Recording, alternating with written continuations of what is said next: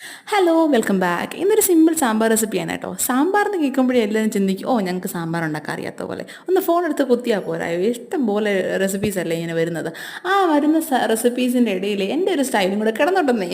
അപ്പോൾ ഇതാ ഞാൻ കുറച്ച് പച്ചക്കറി എടുത്തിട്ടുണ്ട്. കുറച്ച് പച്ചക്കറി എന്ന് പറയുമ്പോൾ വീട്ടിലുള്ളത് മാത്രം മതി. എന്ന് വെച്ചാൽ എക്സ്ട്രാ ഒന്നും വാങ്ങാനായിട്ട് ഓടണ്ട. നമ്മുടെ വീട്ടിലുള്ളത് മാത്രം ഉള്ളത്. എപ്പോഴും എല്ലാ പച്ചക്കറികളും കാണണമെന്നില്ല. അപ്പോൾ അതുകൊണ്ടാണ് ഞാൻ അങ്ങനെ പറഞ്ഞത്. വീട്ടിലുള്ള പച്ചക്കറി വെച്ചാൽ നമുക്ക് സാമ്പാർ ഉണ്ടാക്കാനായിട്ട് പറ്റും.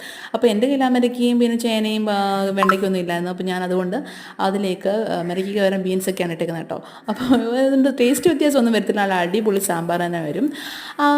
പച്ചക്കറികളെല്ലാം അരിഞ്ഞു കൊടുത്ത് അതിലേക്ക് വെളുത്തുള്ളി, ഇഞ്ചി, പച്ചമുളക്, കറിവേപ്പില, തുവരപ്പരിപ്പ്, കുറച്ച് മഞ്ഞൾപ്പൊടി, ഉപ്പ്, വെള്ളം ആവശ്യത്തിനെല്ലാം ഒഴിച്ചു കൊടുത്തിട്ട് ഇതെല്ലാം കൂടെ മിക്സ് ചെയ്തിട്ട് വേവിക്കാനായിട്ട് വെക്കുക. അപ്പോൾ ഞാനിവിടെ ഒരു 3 വിസിൽ കേൾപ്പിച്ചിട്ടുണ്ട്. ചിലരുടെ കുക്കർ ഒരു വിസിലടിക്കുമ്പോഴേ വെന്ത് വരും. പച്ചക്കറികൾ വേവുന്ന സമയത്തേക്ക് ഞാനെന്താ കടുക് വറുക്കാനുള്ള കാര്യങ്ങൾ നോക്കുവാണ്. കടുക് വറുക്കാൻ വേണ്ടി കുറച്ച് കൊച്ചുള്ളിയും കറിവേപ്പില എടുത്തിട്ടുണ്ട്. ഇവിടെ ഞാൻ മുരിങ്ങയ്ക്ക എടുത്തിട്ടുണ്ട്. മുരിങ്ങയ്ക്ക പച്ചക്കറിയുടെ കൂടി ഇട്ട് കൊടുത്തിട്ടില്ല, കാരണം ചിലപ്പോൾ അത് വെന്തളഞ്ഞു പോകാനെന്ന് വിചാരിച്ചിട്ട്. അപ്പം മുരിങ്ങയ്ക്ക ഈ ഒരു നമ്മുടെ കടുക് വറുക്കുന്ന സമയത്ത് അതിലേക്ക് ഇട്ട് കൊടുക്കുകയാണ്. അതിൻ്റെ ഒരു പച്ച നിറം മാറി വരുന്നവരെ നമ്മളിങ്ങനെ വഴറ്റി കൊടുക്കുക. ആ ഒരു പച്ച നിറം ഇങ്ങനെ മാറി വരുന്ന സമയത്ത് നമുക്കതിലേക്ക് പൊടികൾ ചേർത്ത് കൊടുക്കാം. പൊടികൾ എന്ന് പറയുമ്പോൾ ആവശ്യത്തിന് മുളക് പൊടി, മല്ലിപ്പൊടി, പിന്നെ ഉലുവാപ്പൊടി, പിന്നെ കായപ്പൊടി ചേർത്ത് കൊടുക്കുക.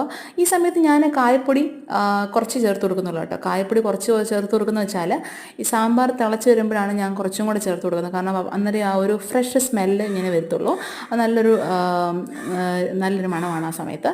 അപ്പം ഞാൻ ഇതെല്ലാം കൂടെ നന്നായിട്ട് മിക്സ് ചെയ്ത് അതിൻ്റെ ഒരു പച്ചമണം മാറുന്നത് വരെ ഇളക്കി കൊടുത്തിട്ട് അതിലേക്ക് അല്പം വെള്ളം കൂടെ ഒഴിച്ച് കൊടുത്തിട്ട് നന്നായിട്ടൊന്ന് തിളപ്പിച്ചെടുക്കുകയാണ്. ഇത് നന്നായിട്ട് തിളച്ച് വരുന്ന സമയത്തേക്ക് നന്നായിട്ട് കുറുകും. ആ സമയത്ത് നമുക്ക് ഗ്യാസ് ഓഫ് ചെയ്തിട്ട് നമുക്ക് നമ്മുടെ പച്ചക്കറികളിലേക്ക് ഇത് ഒഴിച്ചു കൊടുക്കാം. എന്നിട്ട് നന്നായിട്ട് മിക്സ് ചെയ്യുക. വേണമെങ്കിൽ അല്പം വെള്ളം കൂടെ ഒഴിച്ചു കൊടുത്ത് നന്നായിട്ടൊന്ന് തിളപ്പിച്ചെടുക്കുക. ആ സമയത്ത് അല്പം കായപ്പൊടി ഇട്ട് കൊടുക്കുക കേട്ടോ. അപ്പോൾ നമ്മുടെ സിമ്പിൾ സാമ്പാർ റെസിപ്പി റെഡി.